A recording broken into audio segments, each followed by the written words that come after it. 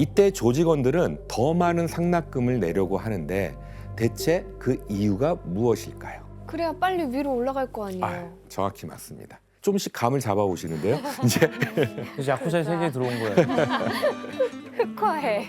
더 많은 상납금을 낼수록 조직 내에서 승격될 기회가 더 많아지게 되겠죠. 와. 이 상납금이 야쿠자가 불법이든 뭐든 가리지 않고 돈을 버는 이유 중에 하나예요. 그래서 야쿠자들은 자신들의 근거지에 있는 가게들에게서 보호비를 명목으로 자율세를 걷거나 조직의 허락을 받고 다른 조직의 야쿠자가 관리하는 지역을 침범해서 싸움을 벌여가지고 이권을 빼앗기도 합니다. 이런 야쿠자들의 행동 때문에 우리가 잘 아는 단어가 또 여기서 한번 또 등장을 하게 됩니다. 야쿠자의 세력권을 가리키는 말인데요. 아와바리? 뭘까요? 네, 맞습니다. 오. 예, 나와바리입니다. 그러니까 이 나와바리라고 하는 말은 사실은 15세기 중반에 전국시대 이후에 성곽이나 돌담을 만들 때 이 구상하는 방법으로 땅 위에 줄을 친다라는 의미에서 유래한 말이에요. 놀라운 게 일상생활에서 많이 들은 단어들이 야쿠자에서 나온 단어들이 너무 많아요. 예, 맞습니다. 근데 교수님, 조직이 하부 조직들까지 다 관리하는 만만치가 않잖아요. 예. 그래서 각 조직 안에는 상하관계를 명확히 하고 충성심을 고취시켜서 조직의 기강을 흔들리지 않도록 벌을 명확히 확실하게 하는 겁니다. 그렇다면 먼저 잘못을 저지르는 조직원에게는 내부에서 어떻게 처벌을 할까요? 저도 모르게 지금 은지원 씨를 보게 되는데 조직에서 퇴출되거나 아니면은 손가락을 자르거나 뭐 그랬던 걸로 기억나는데. 예. 어떤 건지 한번 사진으로 확인해 볼까요?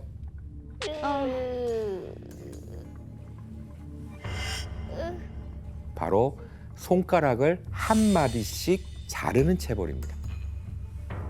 좀 잔인한 모습이긴 합니다만 일명 유비츠메라고 하는 이제 부르는 그 처벌인데요.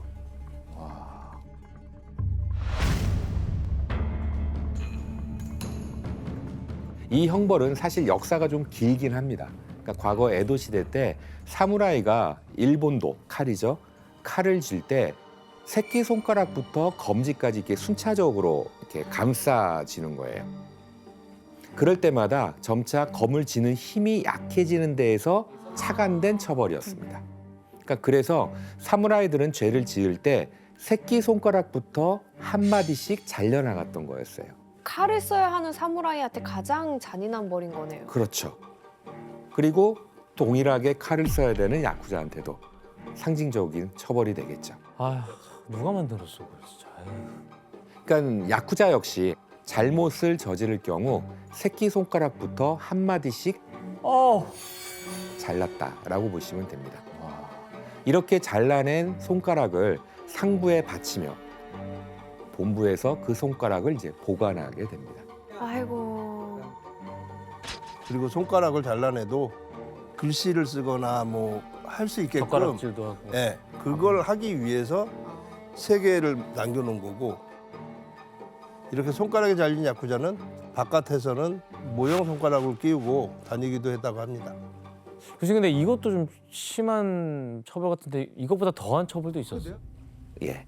야쿠자 조직은 조직을 배신하거나 조직에 대해서 큰 피해를 입혔던 경우에는 손가락 자르는 것보다 더한 처벌을 내리게 됩니다. 뭐죠? 그 내가 아까 말한 추방 아닌가요? 그렇죠. 많이 알고 계시네요. 예. 아니, 전 야구- 추방을 당했어요. 게임하면서 추방시키더라고. 게임에서. 파문을 당하셨군요. 파문이요. 네, 맞아요, 파문. 예, 바로 조직에서 쫓겨나는 처벌, 파문을 당하는 겁니다.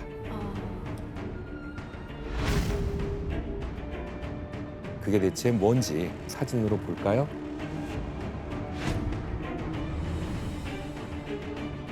이 사람은 자신의 쾌락만을 쫓아 치정 문제까지 썩어 빠져 선배들로부터 거듭된 주의와 온종도 짓밟고 개 짐승만도 못한 그 행동을 용서하기 어려워 조직의 협의 결과 파문하기로 결정했습니다.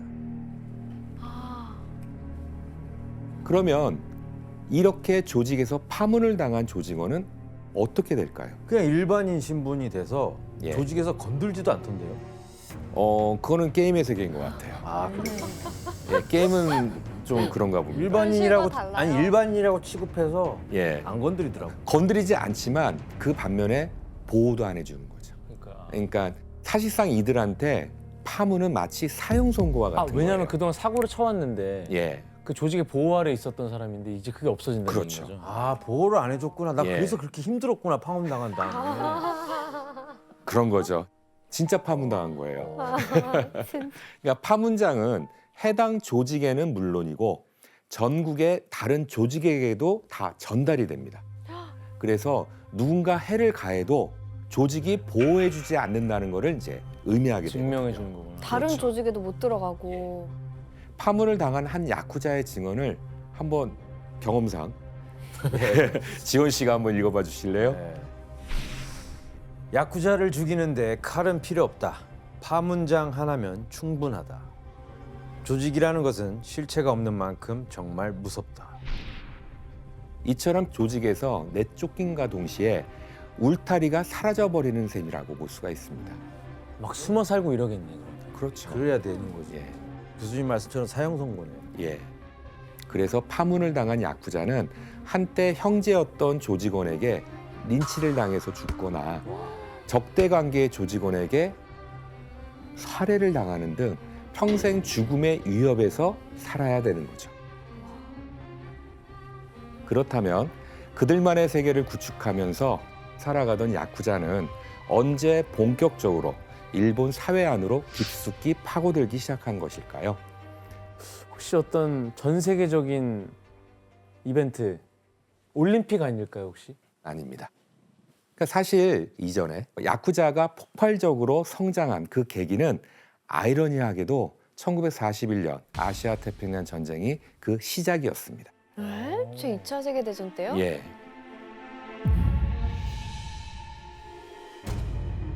당시 일본은 그들이 사는 도시 안에서 권력을 가진 야쿠자를 적극 활용해서 전쟁에 동원시키기 시작을 했어요. 하역 노동자 출신에게는 무기와 식량 등을 싣고 나르는 병참 업무와 토목 공사를 맡기고 구하기 어려운 물자는 야쿠자의 도움을 받아서 쉽게 조달받았던 거죠.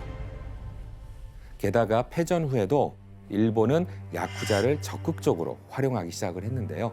어떤 상황에서 활용했는지 한번 확인해 볼까요? 야, 이걸 어떻게 사용해? 신바시? 시장? 그러니까 시장 같은 경매? 건 시장 예? 같은 게 맞는 예, 거예요. 맞습니다.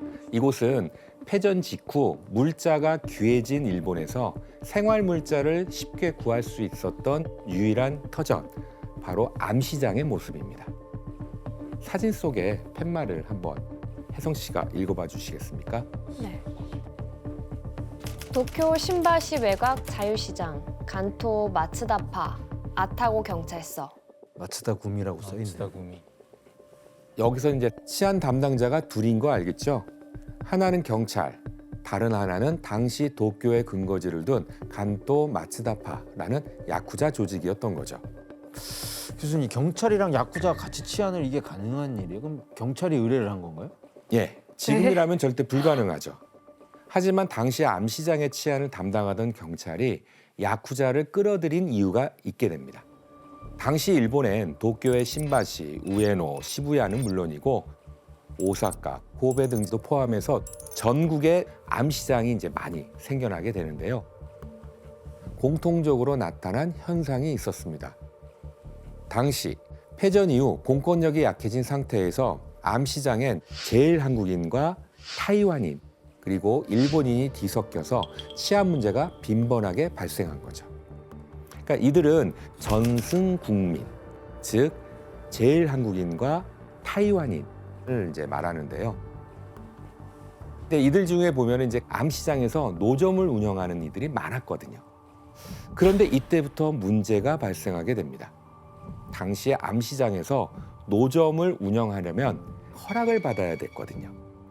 하지만 전승국민이 이 관행을 무시하면서 문제를 일으키기 시작을 했고 이때 경찰은 야쿠자를 끌어들여서 암 시장의 치안 문제를 해결하려고 했었습니다. 대박이다. 이 과정에서 도쿄의 암 시장에서는 야쿠자와 타이와인 사이에 폭력 사태가 발생해서 약 50여 명이 사망하는 사건도 발생했습니다. 그랬으면 안 됐을 텐데. 이렇듯 당시 야쿠자는 일본 경찰의 묵인 아래 전승 국민을 폭력으로 이제 누르고 질서를 유지하는 일을 이제 담당하게 됩니다.